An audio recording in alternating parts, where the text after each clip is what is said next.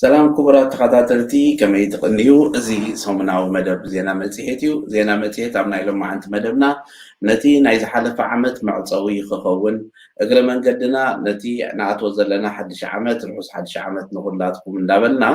ሃርሞኒ ሜድያ ኣብ ዝቕፅል ዓመት ሓሲብዎ ዘሎ መደባትን ናይ ዝሓለፈ መደብ ዝነበረን ብፍላይ ካብቲ ኣብዚ ዝሓለፈ ዓመት እቲ ዝዓበየ ኣተኩሮ ሂብና ንሰርሓሉ ዝነበርና ዓውዲ ኣየናይ ምዃኑ ስለምንታይ ነዚ ዝትንክፍ ሓፈሻዊ መረዳእታ ሂብና ናይዚ ዓመት እዚ ናይ መጨረሻ መደብና ምሳኹም ብሰላምታ ክንፈላለዩና ኣብዚ ናይ ሎሚ ዓመት ዝነበረ ስራሓትና ክንገብሮ ዝፈተናን ክንገብሮ ዝደለናን ዘይማጣጠን ምዃኑ መጀመርያ ክነገልፅ ንፈቱ ክንገብሮ ዝደለና ዝሃቀና ኣዝዩ ብዙሕ እዩ ካብቲ ዝሃቀናዮ ግን ብህልው ኩነታት ብዓቕሚ ብዝተፈላለየ ምክንያታት ክንዲ ዝድለ ከይከደ ዝተረፈ ብዙሕ መደባት ኣብ ሃርሞኒ ሚድያ ኣለና ነዚ ዝነበረ ሃጓፋት ኣፅቢብና ዝያዳ ንክንሰርሕ ኣባላት ዝያዳ ክንውስኽ ኢልና ናይ ስልጠና መደብ ጌርና ብዙሓት ሰባት ኣሰልጢና እቲ ዝሰልጠንዎ ስልጠና እውን ኣብ ተግባር ክገብርዎ ዝኽእልሉ ኩነታት ስለ ዘይተጠዓዓመ ብዙሕ ነገራት ስጋዕ ሕጂ ሃርሞኒ ሜድያ ካብ ዝኾነ ይኹን ኣካል ፋይናንሳዊ ሓገዝ ከይረኸበ ዝኸይድን ባዕሉ ነብሱ ክኢሉ ዝኸይድ ትካል ስለ ዝኾነ እቲ ዓቕምታት ድሩት ስለ ዝኾነ ከምቲ ዝድለ ከነበርክት ከይከኣልና ተሪፍና ንኽእልና በቲ ዝነበረ ዓቕሚ ግን ኣብ ዝሓለፈ ዓመት ኩሉ ኣብ ሽወደን ዝካየድ ዝነበረ ዜናታት ኣገደስቲ እዮም ዝበልናዮም ናባኹም ምትርጓም ዜና መጽሔት ብዘይምቁራፅ ናባኹም ንምቕራብ እዚ ኩሉ ክንገብሮ ዝፀናሕና ሎሚ ኣብ ናይ 2022 መዛዘሚ መደብና ተበፂሕና ኣለና ኣብዚ ዘለናዮ ሃገር ብፍላይ ኣብ ፖለቲካ ሽወደን ካብቲ ዝነበሮ ኣዝዩ ተቐይሩ ብዙሕ ነገራት እንዳተቐየረ ይመፅእ ከም ዘሎን ነቲ ዝኸይድ ዘሎ ምዕባለታት ሰባት ተኸታቲሎም ኣካል ናይቲ ዝነብሩ ሕብረተሰብ ኮይኖም እንታይ ክገብሩ ከም ዘለዎም ዝያዳ ኣለርቲ ክኾነሉ ዝግባእን እቲ ዝነበረ ኩነታት ከምቲ ዝነበረ ዝቕፅል ዘይኮነ ኣዝዩ እንዳኸበደ መዓልታዊ ዝመፅእ ዘሎ ዜናታት ነቲ ሓድሽ ዝመፀ ስደተኛ ደሻቕልን እንዳተረረ ዝኸይድ ዘሎ ምዃኑ ብዝተፈላለየ ሜድያታት ዝግለፀሉ ዘሎ ኩነታት ናባኹም ከነምፆ ንፍትን ነርና ኢና ሕጂ እውን ኣብዚ ዝቕፅል እዋናት ዝመፅእ ዘሎ ቁሩብ ክብድ ዝበለ እዋን ዝመስል ቅድሚ ሕጂ ተገይሩ ዘይፈልጥ ኣብነታት ሽወደን ዜግነት ክሰሓበሉ ዝኽእል ኩነታት ክፅናዕ ቀዋሚ መንበሪ ፍቓድ ዘለዎም ሰባት ክሰሓበሉ ዝኽእል ኩነታት ዝብል ዘይነበረ ኮታ ናይ ስደተኛታት 5,000-6,000 ኣብ ዓመት ዝነበረ ናብ 7,800 ምውራድ ብሓፈሻ ንስደተኛታትን ንስደትን ባሉታ ጠመተ ዝርኢ ፖለቲካዊ ሓይልታት ኣብ ስልጣን ዝመፀሉ ዘሎ እዋን ስለ ዝኾነ ማዕረ እዩ ከዓ ነቲ መዓልታዊ ንፍንዎ ዜናታት ተኸታቲልኩም ኣብ ረብሓ ውዒልኩሞ ፈቐዱ ኣብቲ ትህቡና ርእቶታትን ምትብባዕን እንዳመስገና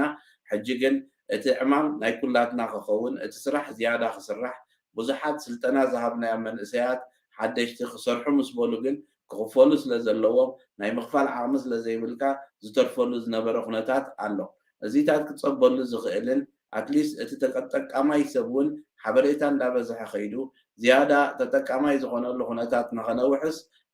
እዚ መደብ እዚ ክንቅፅሎ ዶ ወይስ ክንገድፎ ትብለሉ ኩነታት ስጋዕ ንበፅሕ ንኸውን ኣለና ምክንያቱ እቲ ስራሓት ትገብሮ ዘለካ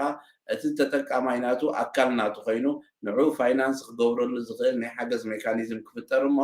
ነቶም ዝቁፀሩ ብሕጂ ንዕኦም ክትከፍለሉ ንኽእል ኩነታት ክንፈጥር ኩሉ በብዓቕሙ ኣበርክትኡ ክገብር ነዚ ፃውዒት ክንገብር ምዃንና ብዙሕ ግዜ ገሊፅና ኣለና ኢና ምስ ገበርናዮ ከዓ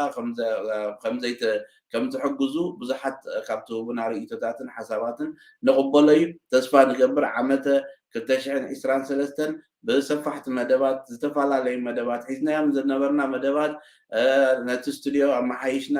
ዓቕሚ ሰባት ኣምፂና ዝያዳ ካብ ዘለውዎ ሰባት ከበርክትሉ ዝኽእሉን ናይ እንካን ሃባን መደባት ብቐፃሊ ክግበረሉ ዝኽእል ኩነታት ንምፍጣር እቲ ሓደ ዕማም ኢልና ዝሓዝናዮ እዩ ነዚ ንምግባር ከዓ ኩሉ ነገር ኣዋዲድና ኣብ ምድላዋት ኢና ዘለና ነዚ ዝጅምሮ ዘለና ጉዕዞ ግን ብሓባር ምሳኹም ኮይና ክንገብሮ ምዃንናን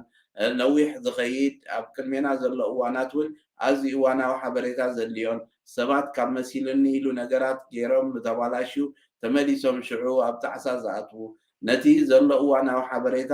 ተርጊምካ ናብ ህዝቢ ከተቕርብ ጥራሕ ቀሊል ከም ዘይኮነን ንዑ ዝገብሩ ኣካላት ሙሉእ ኣዋዲድካ ዝስራሕ ምዃኑን ነቲ ዝግበር ዘሎ ነገር ከዓ ህዝቢ ተረባሒኡ ስጋዕ ዝኾነ ግዜ ንዑ ነቲ ዝርባሓሉ ዘሎ ኣገልግሎት ከዓ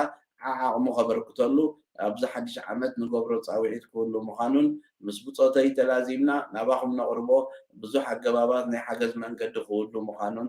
ኣብኡ እውን ናይ ቋንቋ ትምህርቲ ድዩ ከምዚ ሓውና ደጀን ናይ ሸርኩርቲ ዝምህሮ ዘሎ ድዩ ከምኡ ካልኦት መደባት ዝተፈላለየ ናይ ስድራ ቤታዊ ኩነታት ናይ ፍትሕን መነባብሮን ዝምልከት ከምኡ ኸነቐርብ ዝብላና ሰባት እውን ኣለዉ ንዕኦም እውን ሕራይካ ክተምፆም ከለኻ ኣትሊስት እሞ ዝድኻምና ደኣ ክበሃል ከሎ እቶት ኣብ ዘይብሉ ነገር ኣውፂኻ ክትከይድ ቅኑዕ ስለ ዘይኮነ ኩሉ ብሓባር እጃሙ ከበርክት ደጊመ እንዳዘኻኸርኩ ካብ ሓድሽ ዓመት ንንየው ግን ዘይነበሩ ሓደሽቲ መደባት ንምስራሕ ኣብ ምዝርራብን ኣብይን ሚን ምብህሃልን ፀኒሕና ሕጂ እውን ንዕኡ ንምግባር ኣብ መስርሕ ስለ ዘለና ናትኩም ተራ ኣገዳስነቱ ከዘኻኽር ሓደ በቲ ካልኣይ ከዓ ነቲ ዝመፅእ ዘሎ ሓበሬታ ሰሚዕኩም ናብ ኩሉ ንክባፃሕ ንኽዝርጋሕ እውን እጃምኩም ክትፃወቱ እግረ መንገደይ እንዳዘኻኸርኩ እቲ ኣብ ዝሓለፈ ዓመት ዝነበረና መደባት ጠቒሙኩም ክኸውንን ነቲ ነበርክቶ ዘለና ኣብዚ መፂና ግዜ ጥፊእካ ተዳሊኻ ናብ ህዝቢ ተቕርቦ ዘለኻ ነገር ሰብ ተረባሒኡ ክኸውን ናቱ ተረባሓይ ምዃኑ ከዓኒ ንኻልኦት ንኽርብሑ ከመሓላልፉን እግረ መንገደይ እንዳተላበኹ ነቶም ኣብዚ ዓመት እዚ ነቲ ዝገበርናዮ ኩሉ ስራሕ ንክንገብር ብኩሉ ፀቕጥታት ስድራ ቤትን ገለን ተፃዊሮም ብሓባር ምሳና ዝኸዱ ዘለዉ መቃልስትና መሳርሕትና ኣብዚ ኩሉ ላዕልን ታሕትን ድብሉ ዘለዉ ተመሊሰ ኣብ ዓመተ 2023 ዝዓበየ ስራሕ ዝበለፀ ስራሕ ብሓባር ክንሰርሕ ምዃንና ቃል እንዳኣተኹ ንኩላትኩም ተኸታተልቲ ከዓ ነቲ ኣስጋዕ ሕጂ ዝፀንሐና ብሓባር ግዜ ነቲ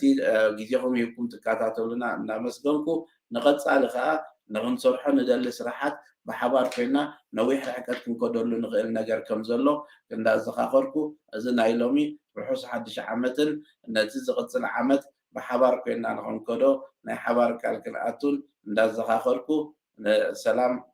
ዘለዎ ሓድሽ ዓመት ይግበረልና ናይ ሎሚ መደብ ኣብዚ ክዛዝሜ ሰላም ቅንያት ሞኒ ሚድያ ዕለተ ልደት መርዓ መመረቕታን ካልኦት ኣገደስቲ ዝኾኑ ናይ ፈተውትኹምን መቕረብትኹምን ምድላዋት ናይ እንቋዕ ሓጎሰኩምን እንቋዕ ኣብቅዓኩምን መልእኽትታት ንምምሕልላፍ ዘኽእለኩም መደብ ጀሚርና ከም ዘለና በዚ ኣጋጣሚ እዚ ንኹልኹም ተኸታተልቲ ሃርሞኒ ሚድያ ንሕብር ንኹልኹም ፈተውትኹምን መቕረብትኹምን እንቋዕ ኣብቅዓኩም ንምባል ኣብ ትደልሉ እዋን ሃርሞኒ ሚድያ ዕድል ከፊትልኩም ስለ ዘሎ ተጠቀምሉ